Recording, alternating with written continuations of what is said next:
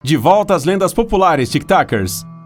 Hoje vamos viajar para a cidade do México, especificamente para Coyoacán, para contar a você sobre o seu mito mais aterrorizante. Esse bairro é um dos mais clássicos da capital e guarda inúmeros mistérios antigos.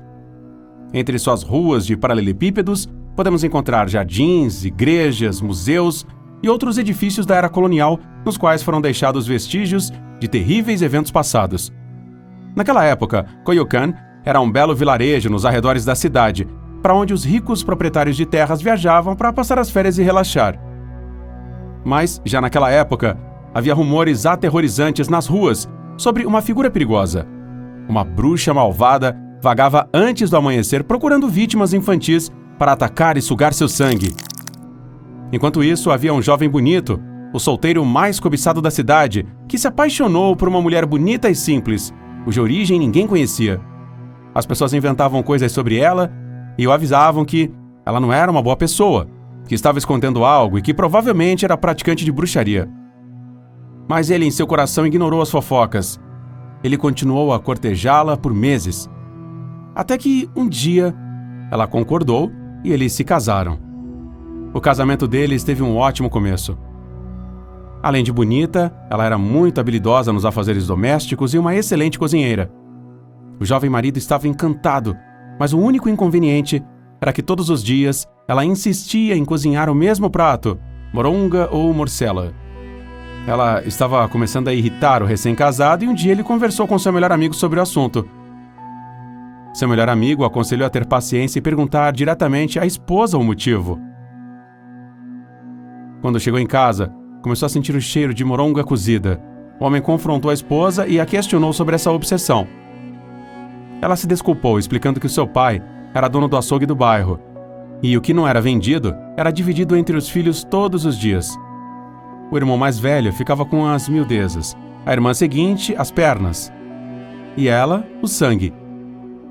O homem se desculpou com a esposa e a agradeceu por seus esforços diários. Mas, quando voltou para o seu amigo, ele estava muito chateado. Ele havia investigado na aldeia e lhe disseram que a mulher era realmente uma bruxa, e que as morongas eram feitas com o sangue das crianças que ela atacava todas as noites. Mais uma vez, o marido fez ouvidos mocos às fofocas, mas o seu amigo insistiu para que ele ficasse acordado naquela noite e a espionasse. Ele voltou para casa com a cabeça voando e não conseguia dormir. Para sua surpresa, depois de algumas horas, a sua esposa se levantou e foi até a lareira. Ele a seguiu furtivamente e viu algo tão aterrorizante quanto inexplicável. A sua esposa começou a descascar a própria pele, como se fosse uma roupa, e era simplesmente uma bola de fogo flamejante que saiu pelo buraco da chaminé.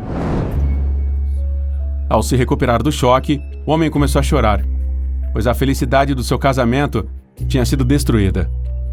Finalmente, ele se levantou e fez a única coisa que conseguia pensar no momento. Tentando conter a náusea, ele pegou a pele que a bruxa havia deixado no chão e a jogou no fogo, onde ela queimou lentamente. Algumas horas depois, perto do amanhecer, ele observou escondido enquanto a bola de fogo voltava para a lareira e começava a procurar a pele dela, circulando pela sala. Ela parecia assustada e ficou desesperada à medida que o tempo passava e não conseguia encontrá-la, a ponto de gritar e se debater contra as paredes. Finalmente amanheceu. Os primeiros raios de luz surgiram no horizonte e entraram pelas janelas da casa. De repente, o fogo começou a se apagar e a queimar, como se algo estivesse apagando. Até o ponto em que, finalmente, desapareceu em uma coluna de fumaça, como um último grito agudo. E desde então, nenhuma pessoa viva jamais viu a bruxa de Coyoacán novamente. Como vocês estão, amantes do escuro? Espero que vocês estejam prontos para outro vídeo cheio de terror. A história de hoje se passa durante o século XVI, em uma cidade da Alemanha. O lugar não tinha mais de 200 habitantes, então todos se conheciam. Costumavam organizar festas na praça central, às quais ninguém faltava. Naquela época era a forma de ficar por dentro das novidades. Um dia, em uma dessas reuniões, 3 mulheres desconhecidas apareceram. Elas eram jovens e pareciam amigáveis. Elas se apresentaram e comentaram que haviam se mudado para fugir da vida agitada da cidade. No início não foram muito bem aceitas, mas pouco tempo depois de chegar abriram uma escola. Isso as aproximou dos demais. Lá ensinaram as crianças a escrever e desenhar e resolver problemas matemáticos. Os pais da cidade ficaram maravilhados, decidiram até lhes pedirem aulas particulares para adultos. Por 2 meses a felicidade reinou, até que em uma manhã fatídica, o filho do prefeito desapareceu. Todos os habitantes colaboraram na busca. Alguns olharam aos arredores, outros foram perguntar às cidades vizinhas, sem sorte. Depois de muito tempo tentando encontrá-lo, eles desistiram. A família ficou arrasada. Mas o desaparecimento estava apenas começando. Meio ano depois, a filha dos padeiros teve o mesmo destino. Algo estava acontecendo desde que aquelas belas mulheres chegaram. Assim, os mais desconfiados decidiram encarregar um homem para vigiá-las. Espiando pela janela, ele viu apenas 2 delas junto a uma senhora desconhecida. Quando ela havia chegado? E onde estava a outra mulher?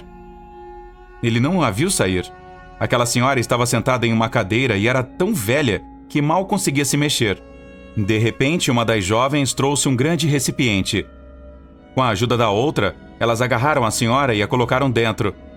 Com uma tigela, elas pegaram um estranho líquido vermelho do fundo e despejaram sobre aquela senhora. E de uma hora para outra, ela rejuvenesceu. Era a outra mulher.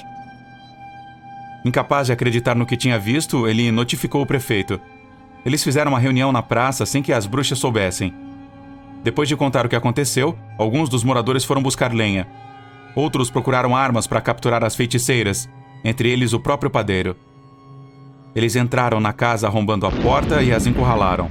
Quando o padeiro olhou para ver o que havia no recipiente, começou a chorar. Naquele líquido vermelho flutuava a cabeça de sua filha. As 3 bruxas foram amarradas a uma grande fogueira na praça da cidade. Lá elas confessaram seus pecados. Elas se banhavam no sangue das crianças assassinadas para rejuvenescer. Ao atearem fogo na madeira, suas aparências jovens desapareceram. Elas se transformaram em 3 mulheres idosas com enormes verrugas em seus rostos. Envolvidas pelas chamas e entre gemidos de dor, uma delas deu um grito que dizia: "Voltaremos!"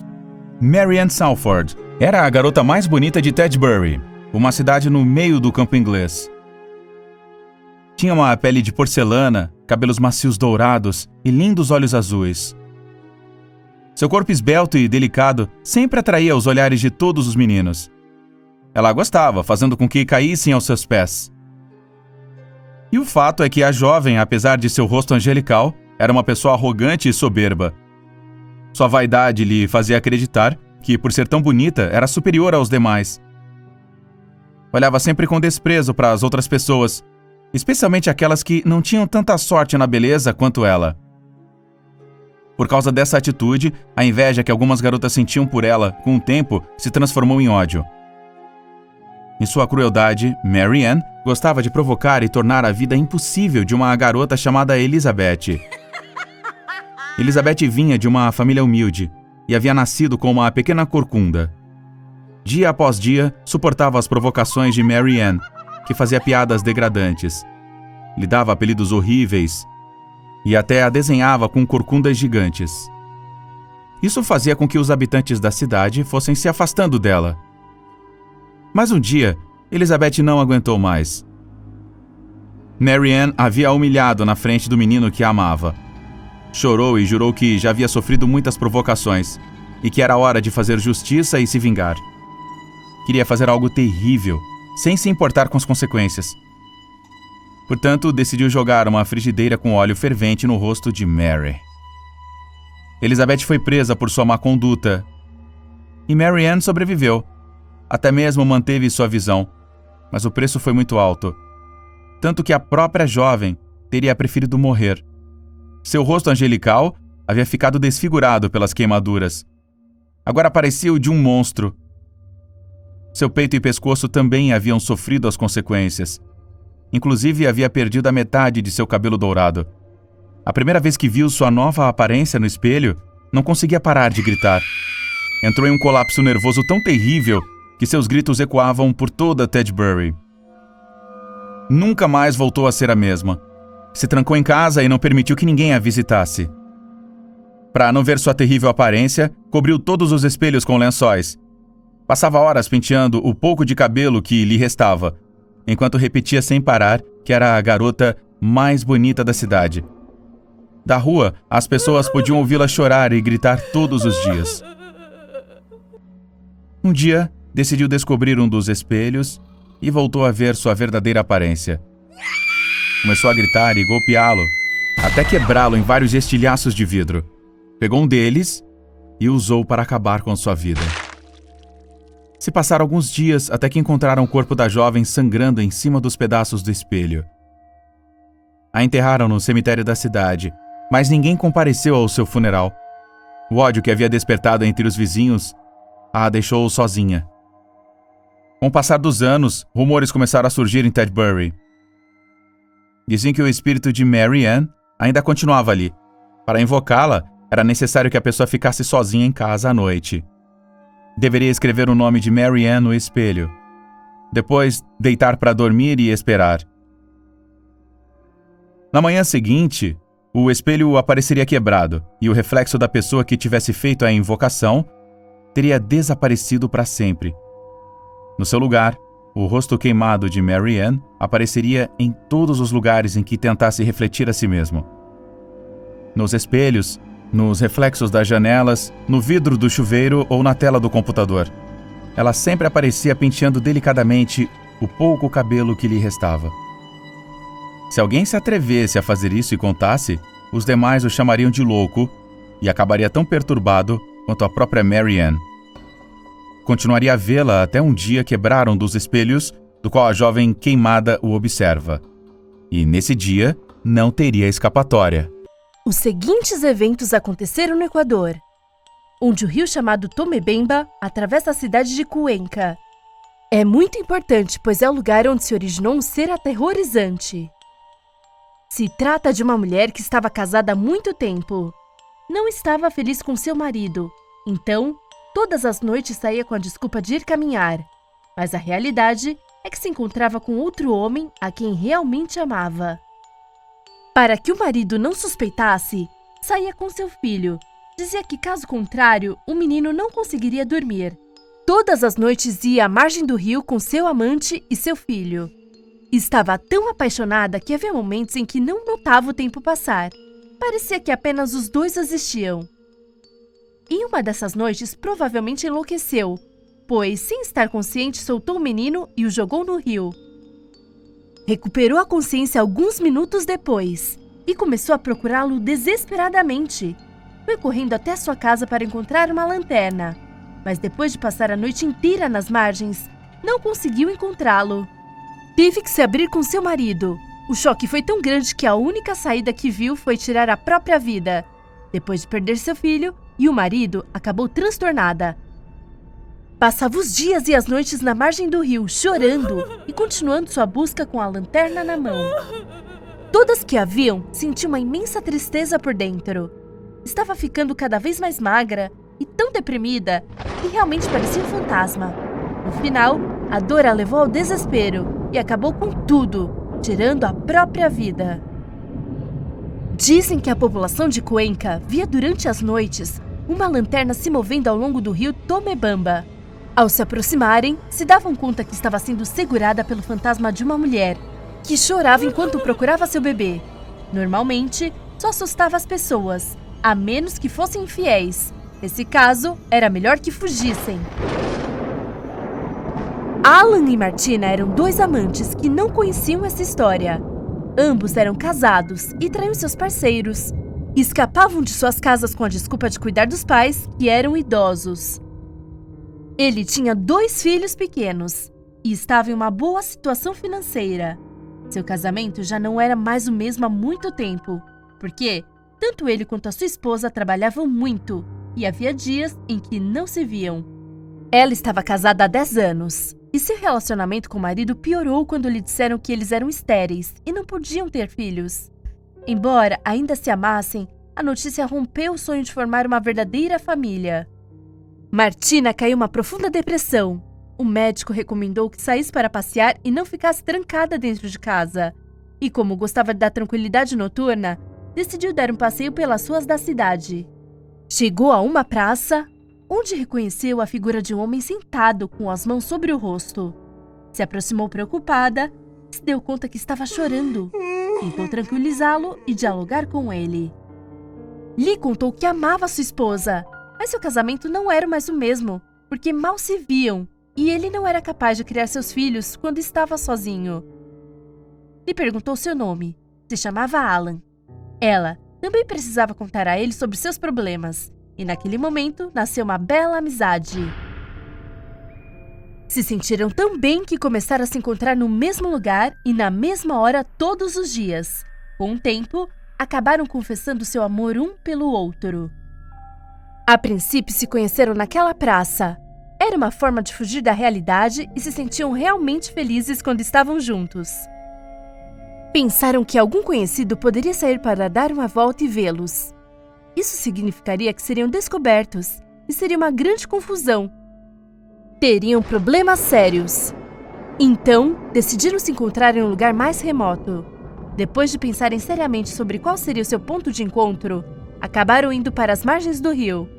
Ficava uma distância considerável de suas casas, e se alguém passasse por ali, seria praticamente impossível reconhecê-los no escuro.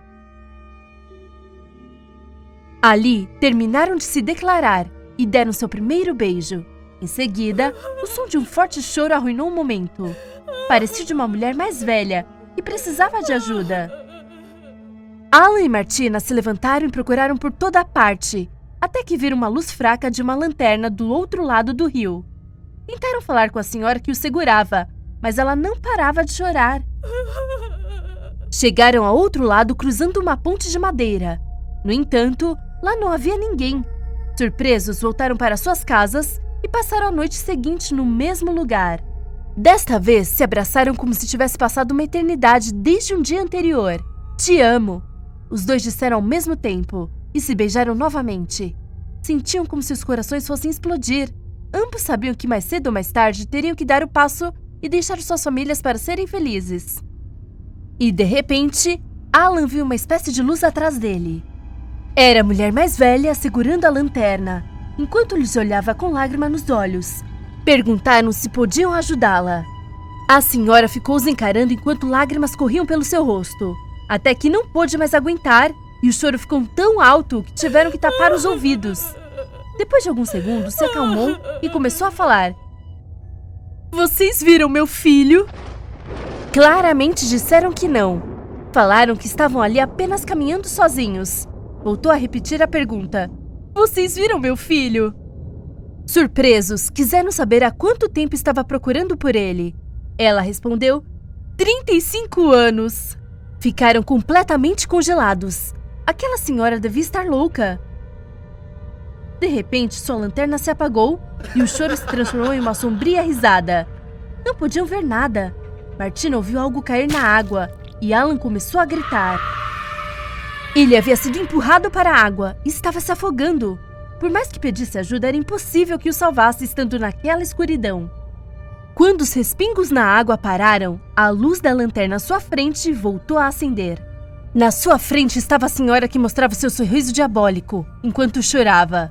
Seus dentes eram verdes e estavam quebrados. Então, sua expressão mudou completamente e seu rosto ficou totalmente sereno e começou a falar. Este é o destino das pessoas infiéis. Primeiro, ele morreu. Agora é a sua vez. E a vez de se encontrar o meu filho no fundo deste rio. E a lanterna voltou a se apagar. No dia seguinte, encontraram os dois corpos flutuando no rio de mãos dadas. Nenhum dos dois tinha marcas de violência, de modo que as autoridades concluíram que haviam tirado suas próprias vidas voluntariamente. Ainda existem rumores de que à noite, uma velha caminha às margens daquele rio com uma lanterna acesa. Seu choro pode ser ouvido de longe, e se você tentar ajudá-la, ela lhe pergunta se você viu seu filho.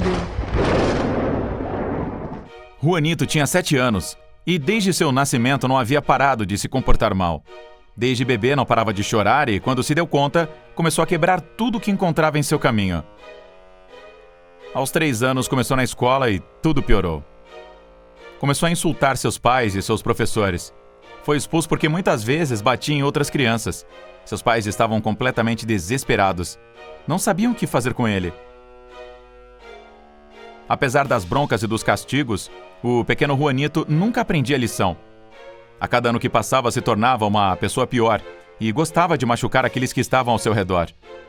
Por isso, sua mãe muitas vezes o ameaçava, dizendo que, se continuasse se comportando mal, o bicho-papão viria para levá-lo e ele nunca mais poderia voltar. Para a criança, como aquilo parecia um conto, o que eles diziam não tinha o menor efeito sobre ele. Ele continuava se comportando mal e desrespeitando seus pais constantemente. Mas uma noite, uns gritos altos acordaram a mãe. Vinham do quarto onde seu filho estava dormindo.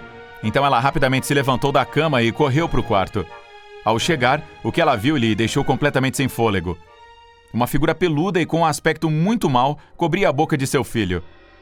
Alguns segundos depois, sem que ela pudesse reagir, o carregou nas costas e o levou embora.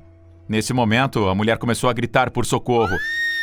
Seu marido, que estava dormindo, acordou e veio rapidamente. Mas já era tarde demais. Aquela coisa havia saltado pela janela com seu filho nos braços. Só puderam vê-lo desaparecer pela floresta dos fundos.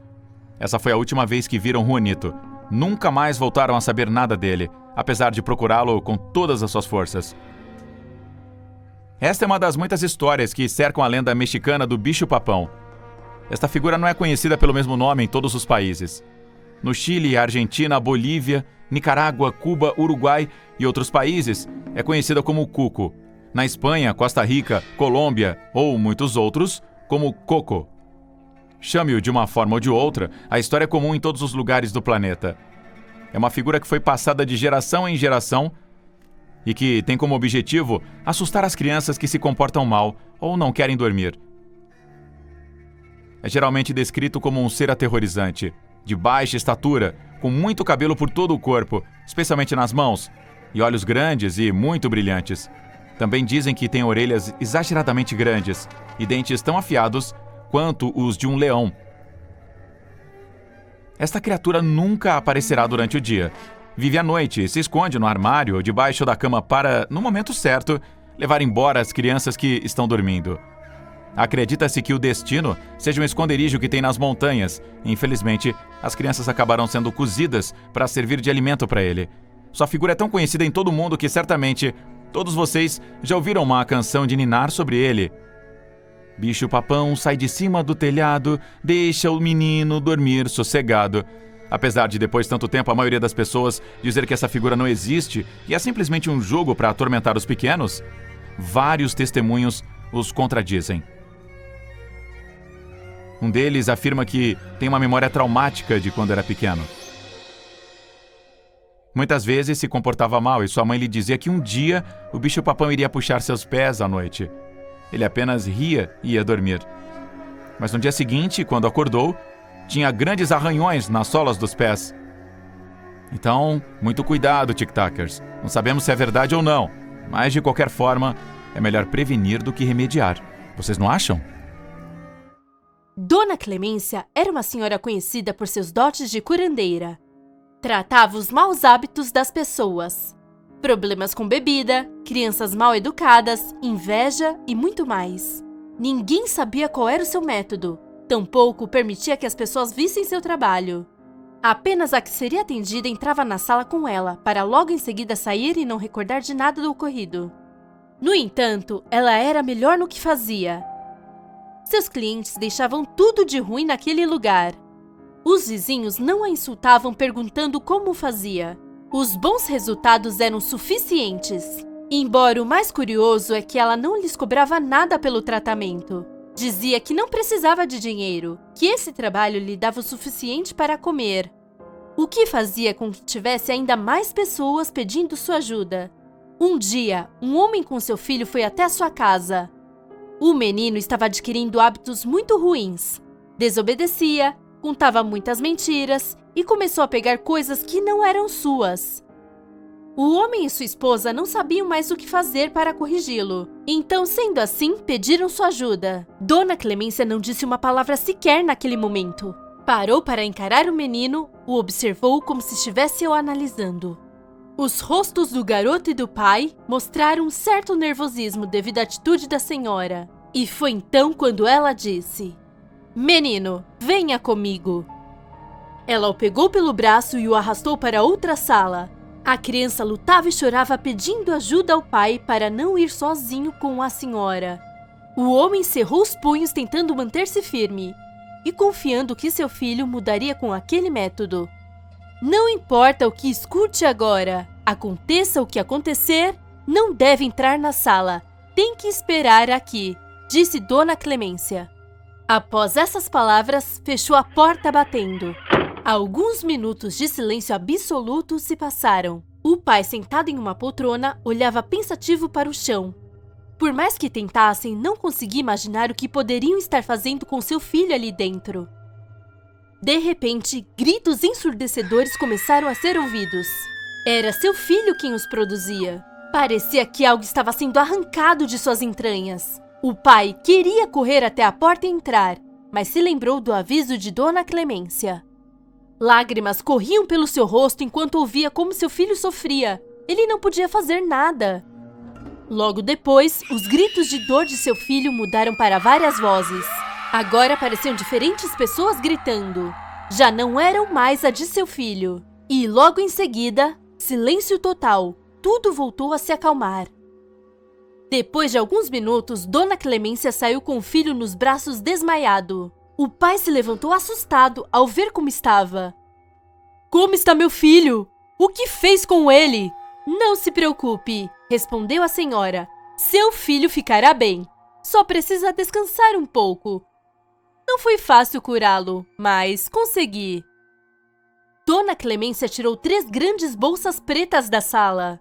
Pareciam conter algo vivo dentro, como se fossem gatos. Mas o som que emitiam não era parecido com o de nenhum animal doméstico. A senhora estava lutando para conter os 3 sacos, quando, de repente, um deles rasgou um pouco. O homem pôde ver como uma garra saía de dentro. O que está levando aí? Precisa de ajuda? Não, fique longe! Gritou a idosa. Estes são os que estavam dentro do seu filho. Aqueles que lhes causaram tantos problemas. Pegue seu filho e leve-o para casa. Eu cuido do resto. O pai não fez mais perguntas e deixou o local. 2 dias depois, o homem voltou à casa da Dona Clemência para agradecê-la por seu serviço. Seu filho havia mudado radicalmente. Já não mentia, roubava ou se comportava mal. Estava impressionado com o que a curandeira havia conseguido. Quando chegou, a encontrou preparando o almoço. Perdão por interromper a senhora, vejo que está cozinhando. Só queria lhe dar algo para lhe agradecer o que fez com meu filho. Sei que você não pede dinheiro, mas deve precisar para algo, então aceite. O homem deixou algumas notas sobre a mesa. Dona Clemência lhe disse que não o queria, que com o serviço que prestava aos seus clientes já tinha o que comer. A senhora estava mexendo a comida quando a mesma garra que o pai havia visto naquele saco apareceu dentro da panela. De repente entendeu tudo e quis fugir dali. Espere! A senhora gritou com um sorriso no rosto. Me disseram que você tem o péssimo vício de fumar e que não consegue parar. Me acompanhe por um momento. Naquele dia, Rafael foi à praia com sua namorada.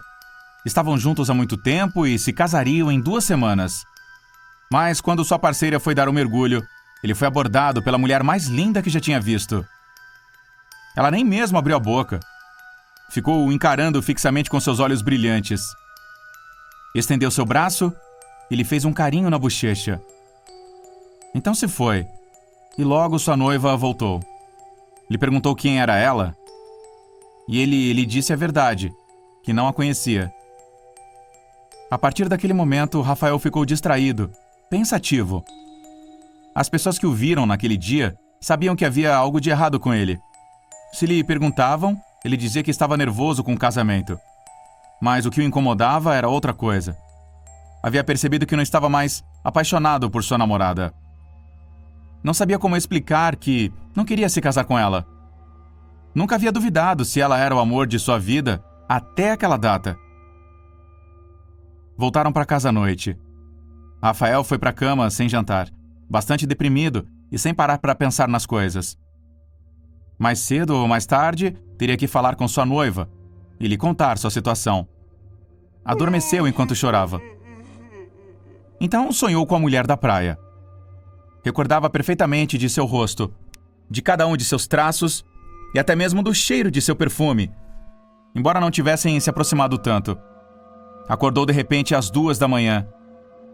E sem pensar, se trocou, pegou o carro e dirigiu até o local onde a havia conhecido. Apesar da escuridão, acabou a encontrando, sentada na praia. Sem pensar, se sentou ao lado dela. A água estava muito fria, mas ele não se importou. Era como se seu corpo estivesse se movendo por conta própria, e ele estivesse apenas observando o que estava acontecendo. Nenhum dos dois abriu a boca. Ficaram sentados ali por 2 horas, de mãos dadas. Rafael já não estava mais com frio. O contato com o corpo daquela estranha o fazia se sentir confortável. E de repente, ela se virou e lhe deu um beijo. Ele notou que o seu corpo e sua mente relaxaram. Inclusive, até começou a ouvir seus próprios batimentos cardíacos. A mulher se levantou e, puxando a mão de Rafael, foi entrando aos poucos no mar. Quando pararam de sentir o chão sob seus pés devido à profundidade, ele foi beijá-la novamente. Fechou os olhos para fazer isso. Então se sentiu afundando. Lutou com todas as suas forças para subir à superfície e respirar. Mas algo estava pressionando. Seu corpo afogado foi encontrado no dia seguinte na costa. Estava sozinho. Não havia nenhum vestígio de outra pessoa. Ada era filha de um alto comandante do exército alemão, conhecido por ser um dos mais sangrentos no campo de batalha. Ele perdeu a vida no mesmo dia em que foi declarada a derrota do seu país. A menina tinha lembranças muito vagas dos tempos em que seu pai estava ao seu lado. Sua mãe a criou sozinha. Ele a enganou durante toda a vida, lhe dizendo que estava de viagem e que um dia voltaria para vê-la. Ela mesmo pensou que era um empresário muito ocupado e que estava trabalhando muito para mandar dinheiro para elas. Além disso, adorava passar horas e horas olhando a fotografia da entrada. Os 3 apareciam sorrindo e mostravam uma família feliz. Ela ansiava tanto por isso que todas as manhãs perguntava se havia notícias de seu retorno. Uma noite, quando Ada tinha 9 anos, sua mãe teve que sair porque ela havia sido avisada de algo urgente. Seu irmão sofreu um ataque cardíaco e foi internado em estado muito grave. A garota nunca esteve sozinha. Além do mais, ela dividia a cama com a mãe para se sentir protegida. Embora estivesse com medo, ela se convenceu de que seu tio ficaria bem e estaria com ela em pouco tempo. Ela ouviu passos vindos do corredor. "Mamãe?" perguntou, mas ela não obteve resposta. Ela pensou que era a sua imaginação. Ainda assim, ela se cobriu com o cobertor para se sentir mais segura. Depois de um tempo, aqueles passos soaram novamente. Desta vez, parecia que alguém estava correndo de um lugar para o outro. Ada respirou fundo e se levantou para espiar. Ela viu que um garoto de sua idade estava olhando para ela muito seriamente do fundo. Seu rosto estava pálido e seu pijama listrado azul e branco tinha buracos no peito. Além disso, ela ficou muito impressionada por ele não estar usando nenhum tipo de calçado. Ela perguntou quem era ele e como ele havia entrado, mas ele não respondeu. Ele nem mesmo fez um gesto. Alguns segundos depois, ele começou a caminhar lentamente em direção a Ada. Conforme ele prosseguia, ele deixava pegadas vermelhas no chão. A menina estava paralisada. Seus braços e pernas não se moviam e todo o seu corpo tremia. Então aquela criança agarrou a sua mão e a colocou no peito perfurado, de onde uma grande quantidade de sangue jorrava. Ele se inclinou perto do ouvido dela e disse: "Seu pai atirou em mim. Ele fez isso comigo. Eu estarei andando por esta casa todas as noites. E quando você menos esperar, eu vou atacar." Como vocês estão, amantes do escuro? Hoje viajamos para o México para trazer para vocês a lenda por detrás da Rua do Menino Perdido. O ano era 1659 e Dom Adrian de Villacaña, um homem rico e poderoso, viajou da Europa para a América com seu jovem filho Lauro, após a morte da sua esposa. Quando chegou à Nova Espanha, o que agora conhecemos como México, comprou uma casa grande e contratou vários criados. Ao fim de um ano, o Sr. Villacaña foi diagnosticado com uma doença rara, mas grave. Mas o que o assustou não foi a morte, mas deixar o filho sozinho. Por isso, decidiu procurar uma nova esposa o mais depressa possível. Muitas mulheres se apresentaram a Dom Adrian, mas nenhuma delas conseguiu impressioná-lo, até que ele conheceu Dona Elvira. O homem apaixonou-se por ela e, como sabia que tinha pouco tempo, decidiu pedi-la em casamento 3 dias depois de a conhecer. A mulher foi rapidamente viver com eles. Mas o rapaz não se sentiu à vontade com ela. Ele pediu ao seu pai para expulsar a mulher de casa, avisando-o de que ela era má. Mas o homem, acreditando que ainda era difícil para o rapaz aceitar alguém que assumisse o papel de sua mãe, o encorajou a conhecê-la melhor. Os meses passaram e a situação com Elvira e Lauro não melhorou. Estavam sempre a discutir. A casa se tornou insuportável com gritos até que finalmente um dia tudo se calou. Alguma coisa tinha acontecido. A criança tinha desaparecido.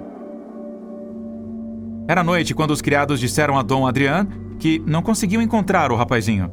Vilacanha disse à sua esposa que o seu filho estava desaparecido. No entanto, a mulher mal se virou para olhar para ele, respondendo de forma grosseira e indelicada que não se importava.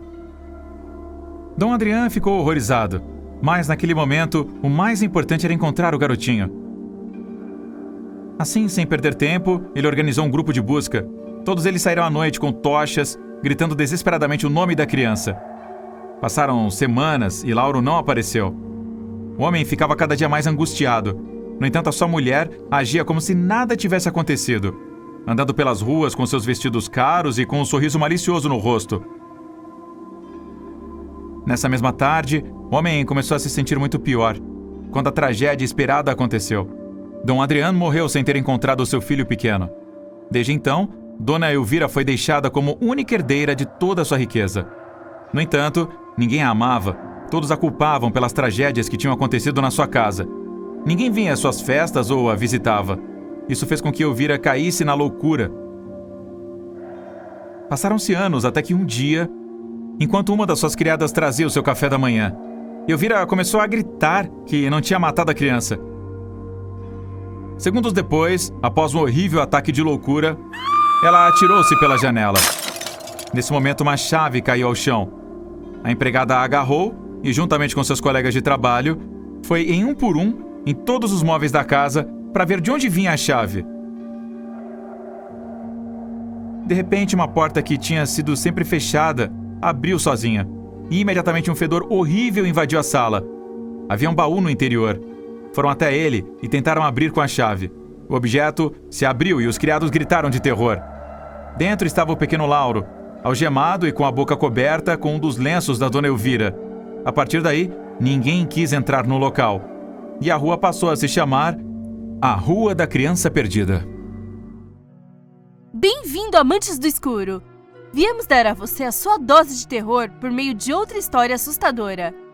Não tem nada a ver com espírito ou ser paranormal, mas com o próprio diabo e seu encontro com José. Era um homem de meia idade que trabalhava no campo. Ele sempre foi uma daquelas pessoas que nunca acreditava no que diziam, até que ele mesmo visse. Disse que não tinha medo de nada e que as aparições eram apenas histórias para assustar as crianças. Naquele dia, após terminar o seu longo dia, ele decidiu ir tomar uma cerveja antes de voltar para casa. Ele foi ao bar da aldeia. Ao entrar, encontrou seus amigos que pareciam muito preocupados. Ele se sentou com eles e, quando ele perguntou o que estava acontecendo, eles lhe disseram o motivo do seu nervosismo. Aparentemente, muitos viram o diabo de maneiras diferentes. Alguns como uma cabra, outros como um homem de terno. Eles também comentaram que o seu objetivo era roubar as suas almas. Naquele momento, José olhou para as outras pessoas na sala. Ele sabia que eles estavam falando sobre o mesmo assunto por causa de seus rostos aterrorizados.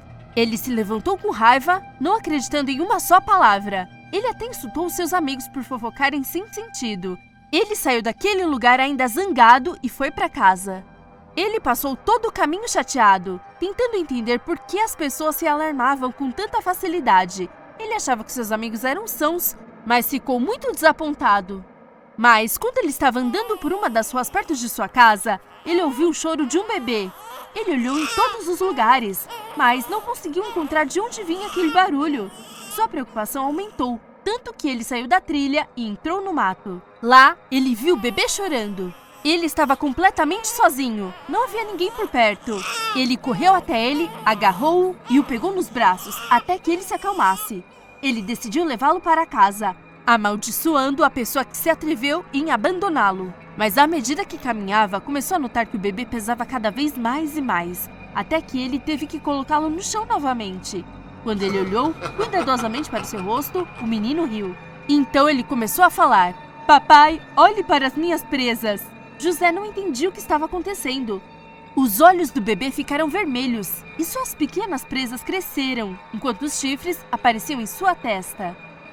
Muitos dizem que ele saiu correndo e tentou voltar para sua casa e não conseguiu chegar até a porta. O demônio o pegou e o levou embora. Outros dizem que ele enlouqueceu e viveu a vida inteira trancado e com medo. Como vocês estão, amantes do escuro? Hoje contamos a lenda de Aurora Simons, uma mulher americana que aos 30 anos engravidou. No começo ela não conseguia conter sua alegria. Estava muito animada por saber que em breve seria mãe.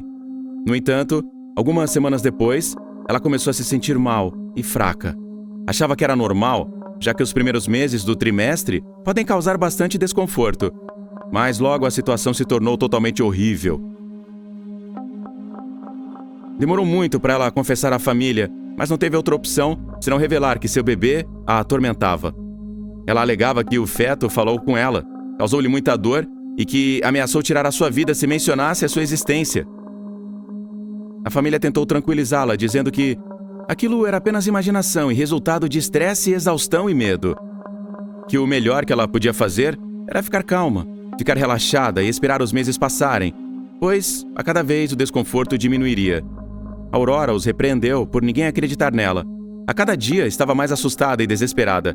Ela estava gritando por ajuda para tirar aquele bebê dela que estava causando uma dor insuportável. Depois de conversar com psicólogos que diagnosticaram que a sua mente estava pregando peças nela, a mulher continuou afirmando que sentia que estava morrendo, e essa dor não era normal. Então a sua família decidiu levá-la ao hospital para verificar se a criança estava bem.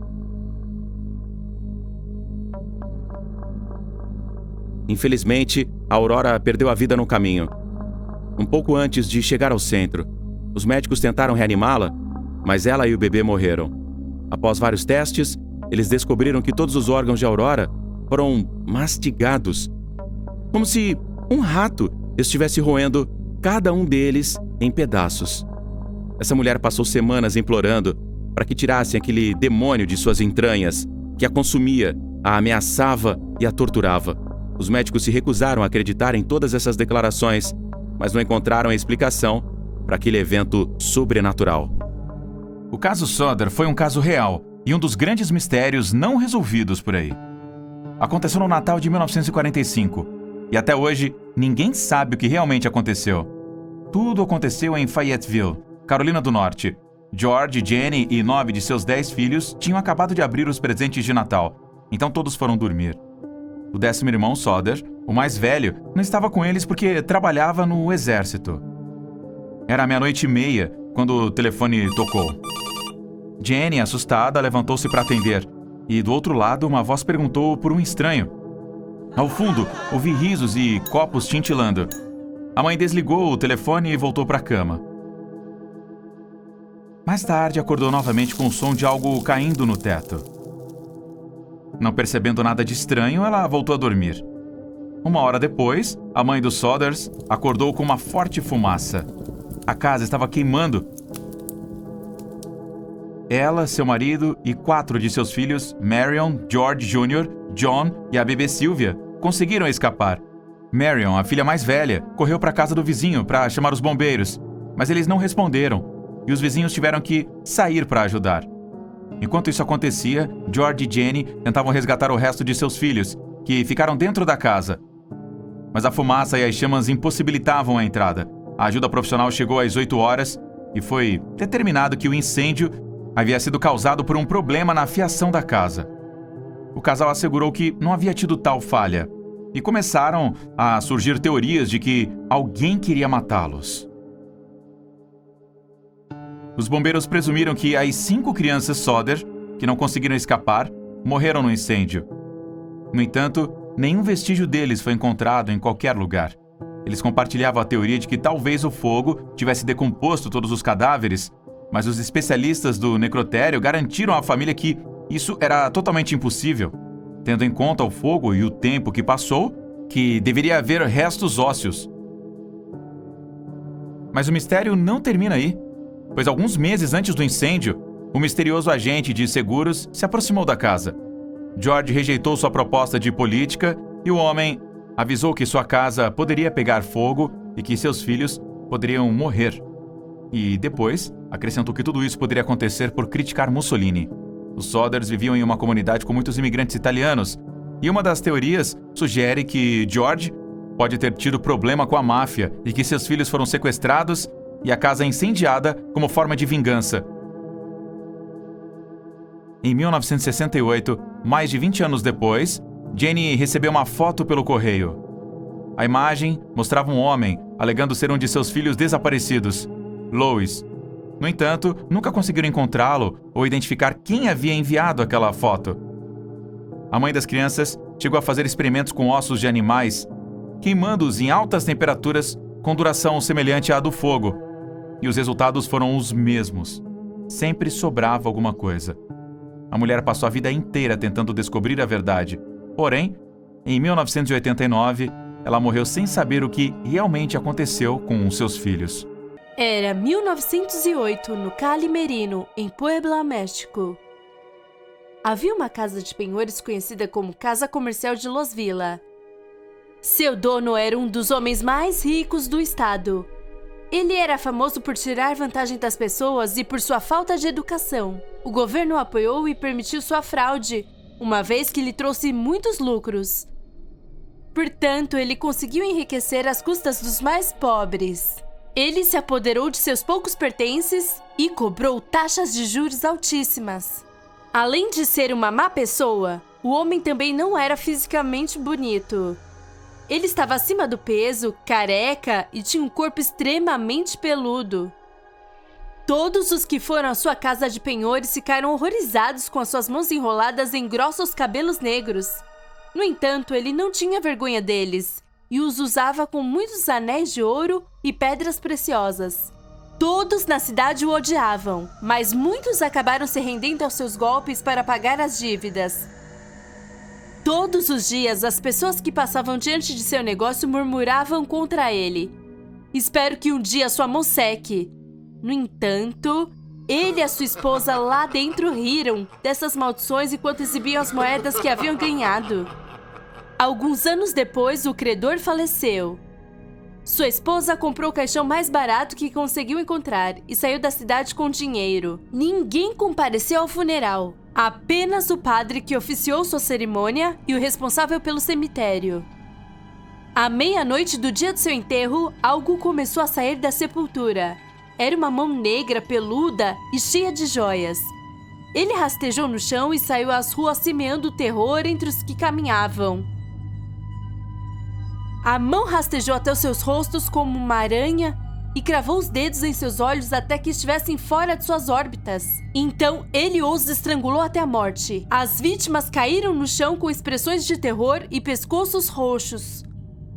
Horas depois, a mão voltou ao túmulo para descansar com o resto do cadáver. Mas não seria a última vez que ele sairia. Disse ainda que se caminhar de madrugada pela bela cidade de Puebla, corre o risco de esbarrar com La Mano Pachona. Como vocês estão, amantes do escuro? Hoje trazemos para vocês uma aterrorizante lenda de El Salvador, de La Descarnada. Muitos afirmam ter visto este ser. Hoje contaremos sua história. Um conhecido guerreiro e sua esposa viviam em uma aldeia. Ela não podia dar-lhe filhos, e devido aos costumes da época, era desprezada pela comunidade e queriam a sua expulsão. Apesar da tradição, ele utilizou suas influências e fez com que a deixassem ficar na aldeia. Um dia, o guerreiro foi chamado para a guerra e teve que deixar sua esposa sozinha. Pouco depois, a esposa se deu conta de que estava grávida. Queria contar a boa notícia ao seu marido e se preparou para enviar uma carta. Ao longo do caminho, várias mulheres que a odiavam por ser infértil a encurralaram. A espancaram até fazê-la perder o bebê. Humilhada e desfalecida, levantou seus olhos para o céu e implorou aos deuses que a ajudassem a se vingar. Eles lhe concederam o poder de trocar de pele para assustar e retornar à sua aparência normal para que ninguém suspeitasse. Se converteu em um ser maligno que seduzia os homens e em seguida os matava de medo. Dessa forma, conseguiu acabar com os filhos de todas aquelas mulheres que a haviam machucado, fazendo-as enlouquecer e sentir a dor que ela havia sofrido. Muitas delas acabaram tirando suas próprias vidas por causa da tragédia. Depois de um tempo, o guerreiro voltou para casa e encontrou sua esposa muito mudada. Já não era mais a inocente e alegre de quem havia se despedido. Havia nela uma escuridão que o perturbava. Uma noite, a encontrou arrancando sua pele e se transformando naquela criatura que parecia um morto-vivo. Isso horrorizou o guerreiro, que jogou sal em sua pele para que nunca mais pudesse voltar a fechar novamente. O efeito do sal lhe causou uma dor tão intensa que se contorceu de agonia até a morte. Desde então, é conhecido como La Descarnada. Seu espírito foi condenado a vagar para sempre entre os vivos. Diz a lenda que até hoje ela continua seduzindo os homens e fazendo com que caiam em sua armadilha. O Chile tem muitas lendas de terror. Hoje viajamos para a ilha de Chiloé, localizada no sul do país, para conhecer um dos personagens míticos mais populares da região. El Trauco é um ser mitológico de 80 centímetros de altura, com um rosto feio, semelhante ao de um ogro, mas com um olhar especial e doce que consegue atrair as mulheres que o veem. Ele não tem pés, suas pernas terminam nos tornozelos e ele usa um terno e chapéu feito de quineleja, que é uma planta trepadeira que cresce nas selvas de Chiloé. Ele sempre carrega um machado de pedra com ele. Dependendo das versões, disse que quando encontra uma mulher na floresta, usa o machado como se fosse uma bengala para não assustá-la. Embora outros afirmem que, além do machado, ele carrega uma bengala torcida chamada Paulo Edum. Reza a lenda que mora nos arredores das casas de chilotes para observar os movimentos das mulheres. Ele só persegue as que vão sozinhas. Nunca age quando há testemunhas. Ele sobe no alto das árvores para ter uma visão ampla e fica de olho em suas vítimas. Quando ele vê uma mulher que ele gosta na floresta, ele desce rapidamente e bate nas árvores 3 vezes com o machado para assustá-la. Quando a menina se recupera do susto, o Trauco se aproxima e sopra suavemente. A vítima, incapaz de resistir ao seu encanto, cai num sono profundo sem resistir. Ao acordar do feitiço, a jovem volta para casa completamente confusa, sem saber o que aconteceu. Com o passar dos meses, o corpo da mulher começa a sofrer mudanças, até que depois de 9 meses ela tem um filho, produto do feitiço do homenzinho estranho. Às vezes, o Trauco pode se interessar por uma mulher, mas não consegue se aproximar dela, porque ela não sai sozinha para o mato. Quando isso acontece, o ser primeiro se comunica com a menina, depositando seus excrementos amarelos em frente à porta da sua casa.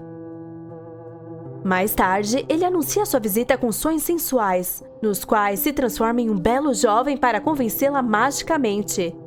Assim, pouco a pouco, vai abrindo o caminho até conseguir entrar por uma porta ou janela, fingindo ser o homem com quem sonha.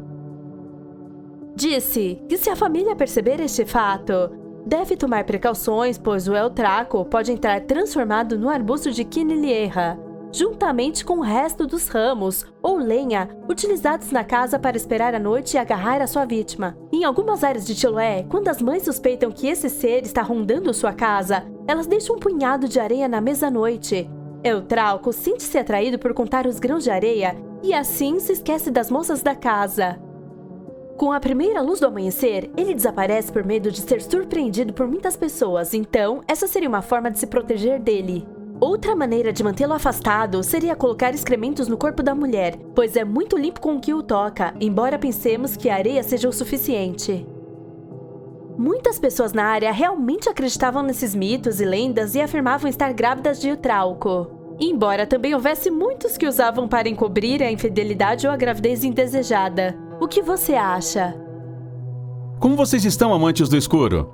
Na Argentina, existe uma lenda sobre uma estátua que ficava na rua Alma Fuerte, no Paraná. Conta-se que ali, anos atrás, o homem fez um pacto com o diabo. Se o ser maligno fizesse ganhar o prêmio da loteria, ele lhe daria sua alma e faria uma escultura com sua imagem para que todos a venerassem. O demônio cumpriu a sua parte no acordo. Então, o homem começou a trabalhar com sua oferta. No entanto, pouco antes de terminar, os moradores da cidade ouviram um grande grito de dor e sofrimento vindo de sua casa. Ninguém sabia o que havia acontecido com ele, mas seu corpo parecia paralisado, com a mesma postura da estátua. Os argentinos acreditavam que a alma do homem estava trancada dentro da referida figura. Conta-se que alguns tentaram jogá-la no rio, mas logo depois ele reapareceu no mesmo local e sem nenhum dano. Nos anos seguintes, todos os que caminhavam pela Avenida Alma Fuerte se sentiam intimidados ao passar em frente à fazenda onde estava o demônio de pedra. Ninguém ousava jogá-lo ou movê-lo novamente. Não queriam ter um fim trágico como o do seu dono. A estátua era branca, do tamanho de um adulto, com chifres, cauda pontiaguda e barba pontuda, e tinha uma risada perversa e um olhar aterrorizante. A perna esquerda ficava ajoelhada, e a outra servia para apoiar o braço do mesmo lado. Alguns dizem que, com a outra mão, segurava o queixo, embora outros afirmem que segurava uma flauta, o que lhe dava certa semelhança com um fauno. Os anos foram passando e em 1965, na Casa do Diabo, foi instalada um restaurante. O lugar se chamava El Galeto de Oro, e centenas de pessoas iam jantar ali, sob o olhar assombroso do demônio. O dono do local negou que aquela figura tivesse algo a ver com o pacto diabólico, mas sem dúvida, aquela lenda atraiu muitos clientes que queriam ver a escultura com seus próprios olhos. Quando a fazenda foi comprada por outros proprietários, a estátua desapareceu. Dizem que a tiraram de lá e, em seu lugar, colocaram uma fonte de água benta. Não há fotos de figura, que gerou 1000 histórias e pesadelos nos paranaenses. Mas quem foi vê-la ainda se lembra dela. Você acha que a estátua foi destruída? Ou que ainda permanece em algum lugar com a alma desse homem que fez o pacto com o diabo? Como vocês estão, amantes do escuro? Hoje vamos falar sobre o retorno de uma antiga lenda bem conhecida, principalmente na Espanha. Já fazia muito tempo que não se ouviam relatos de pessoas que encontraram esse espectro. Os que vivenciam essa aventura aterrorizante dizem que ocorre à noite em estradas desertas, sempre nas periferias das cidades. O Nath passou a noite toda no aniversário de um de seus melhores amigos. A princípio, disse que ia embora por volta das 8, pois estava longe da sua cidade e faria uma prova no dia seguinte. Mas a festa continuou até às 3 da manhã, quando ele finalmente decidiu ir para casa. Ele dirigia com cuidado pela estrada, enquanto tomava café. Estava com muito sono e não podia dormir ao volante.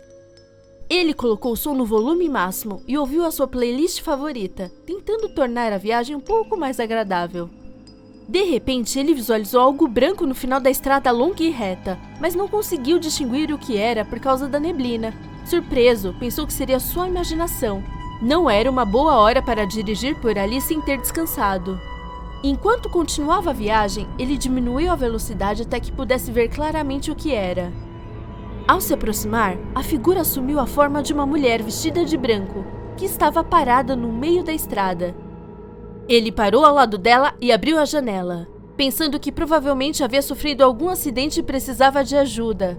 Com um semblante assustado e tremendo de frio, a bela jovem lhe perguntou se ele poderia levá-la a Madrid. O Nash acenou com a cabeça e disse para ela entrar no carro. Ele também estava indo para lá. Ela abriu a porta, sentou no banco de trás e o veículo seguiu viagem novamente. Ele tentou manter uma conversa, mas ela se manteve calada e seus olhos estavam fixos na estrada. O motorista olhava nervosamente para ela pelo retrovisor e não conseguia entender o que estava acontecendo com aquela passageira silenciosa e estranha. Eles chegaram a uma área com uma curva acentuada. Então a garota falou com a voz trêmula, pedindo ao motorista que tomasse cuidado e diminuísse um pouco a velocidade porque era perigoso. Ele ficou surpreso, pois não viu nenhuma curva na pista e também não estava indo em alta velocidade, até que uma curva muito fechada surgiu no meio da neblina. Ele não teve outra escolha a não ser fazer um movimento brusco. Focado na estrada após o choque, ele perguntou à passageira se ela estava bem. Então, uma voz atrás dele disse: "Eu morri nesta curva." Um arrepio percorreu todo o seu corpo. Ele se virou com um sorriso nervoso no rosto, pensando que tinha sido uma brincadeira de mau gosto. Mas aquela jovem que ele havia pegado a alguns metros não estava no banco de trás. Foi como se ela tivesse evaporado. Ele freou com força e saiu do carro. Ele não conseguia entender nada do que estava acontecendo, até que notou algumas flores brancas na beira da estrada e uma nota que dizia: Teresa Fidalgo morreu aqui. Ele rapidamente voltou para o seu veículo. Estava dirigindo assustado e sem parar para olhar para o espelho retrovisor, com medo de que aquele fantasma aparecesse novamente, e então decidiu que deveria ir a uma delegacia de polícia. Ele falou com um dos policiais para relatar o que havia testemunhado, e o policial na mesma hora mudou completamente a sua expressão. Ele disse ao Nath que ele era a terceira pessoa a relatar aquele evento naquela mesma noite. Ligou o rádio comunicador e disse aos seus companheiros com voz trêmula: A garota da curva está de volta. Olá, amantes do escuro! Hoje falaremos sobre as ciguapas, umas criaturas que vivem nas regiões montanhosas da República Dominicana. Dizem que têm a aparência de uma mulher, com pele morena e olhos verdes.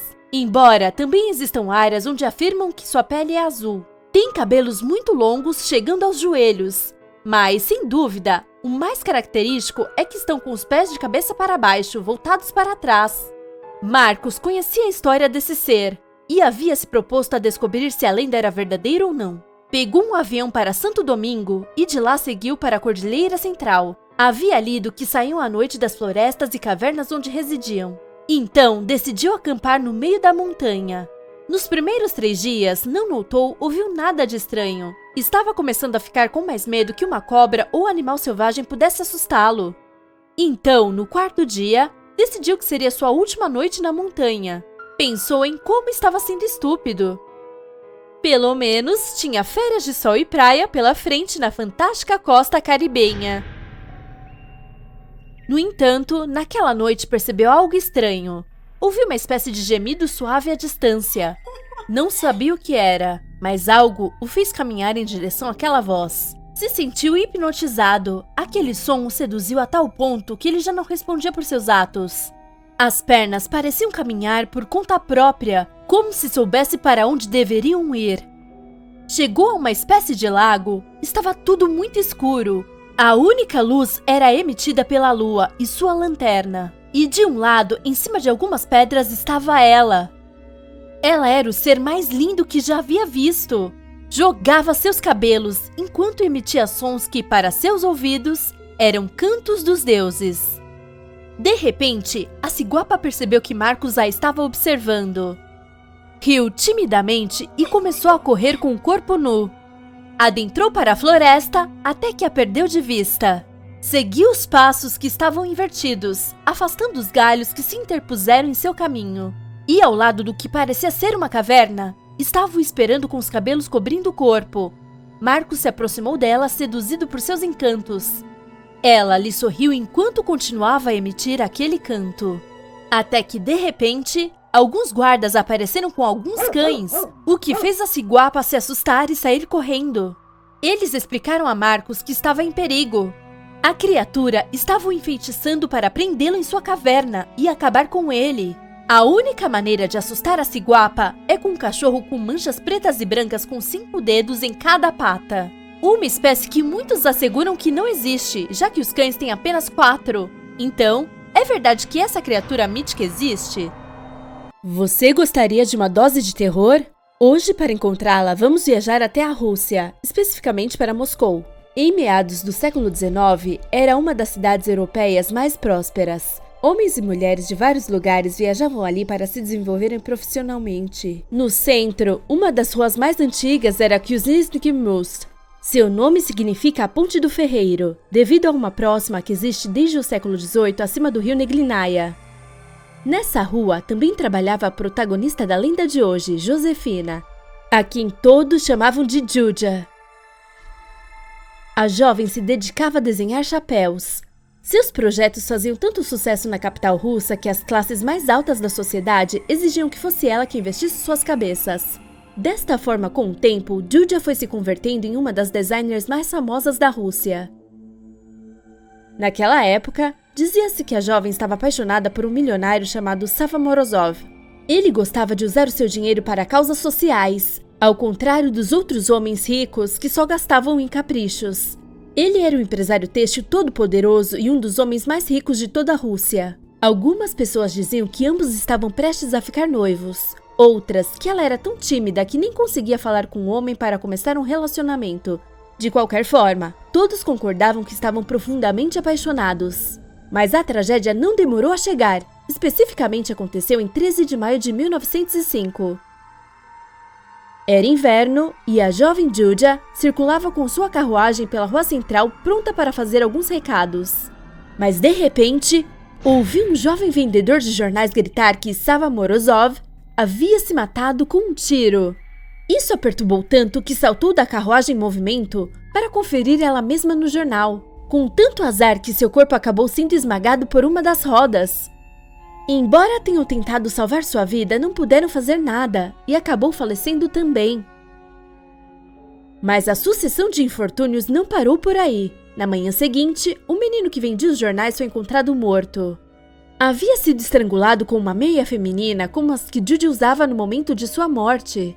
Isso já disparou todos os alarmes, mas as coisas se complicaram ainda mais quando, nas semanas seguintes, morreram os encarregados de publicar aquela notícia no jornal. O mais sombrio é que também foram estrangulados com o que parecia uma meia de mulher. Esses eventos levaram os vizinhos a dizer que se tratava do fantasma de Julia, que havia se transformado em uma alma penada. Ela não havia conseguido encontrar a felicidade e é possível que ninguém naquela rua a encontre. Desde então, alguns vizinhos afirmaram ter visto passar uma carruagem no meio da noite, da qual pula uma jovem vestida de branco. Dizem que suas roupas são finas, mas muito antigas, e que ela emite gritos estridentes, como quando as rodas da carruagem a esmagaram. Há rumores de que se uma mulher ver o fantasma de Julia, significa que perderá o homem que ama ou, no pior dos casos, sua própria vida. Além disso, os vendedores de jornais muitas vezes evitam aquela rua, temendo que lhes aconteça o mesmo ao que deu a terrível notícia à jovem desenhista. Então já sabem. Tomem cuidado se visitarem Moscou à noite. Julia saltará da carruagem a qualquer momento. Como vocês estão, amantes do escuro? Hoje trazemos para vocês de Santiago del Estero, Argentina, a lenda de Alma Mula, ou também conhecida como Mulânima. Diz que há anos atrás havia uma mulher que cometeu incesto com seu pai e seu irmão, e até mesmo teve um relacionamento com o padre.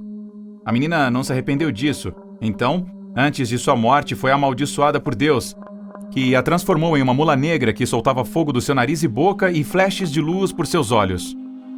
E ela é realmente muito perigosa e pode matar a coices qualquer pessoa que encontre à noite, onde seus aspectos mais característicos é que arrasta pesadas correntes. Estas correntes, que fazem um grande barulho, representam o peso de seus pecados. Vagueia pelos arredores das aldeias em dias de tempestade enquanto grita de dor. A angústia que chega a transmitir comove todos aqueles que a escutam. Quando está por perto, os cães latem sem parar, e os outros animais ficam assustados. Sua viagem termina na porta da igreja da aldeia mais próxima. A partir dali, embarca novamente em sua jornada. A lenda diz que a maldição da mulher transformada em mula pode ser quebrada se um dia um homem corajoso superar seu medo e conseguir cortar um pedaço de sua orelha ou qualquer outra incisão da qual saia sangue com uma faca de aço. Se o milagre tiver sido feito, a pessoa salva acordará no dia seguinte com uma cicatriz na parte do corte. Para que isso aconteça, a alma mula também deve ter a vontade de não repetir seu pecado, a fim de salvar sua alma. Outras versões desta criatura afirmam que também pode se transformar em um cão ou em um porco, com dimensões e ferocidade fora do normal. O ciclo de vida da alma mula tem 2 etapas. Se o pecado é recente, pode ser salva. Mas, se já tenha passado muito tempo e ninguém tentou quebrar sua maldição, se torna mais má e agressiva, desfrutando enquanto faz o mal. Diz a lenda que qualquer mulher que cometa um pecado imoral se tornará este aterrorizante ser.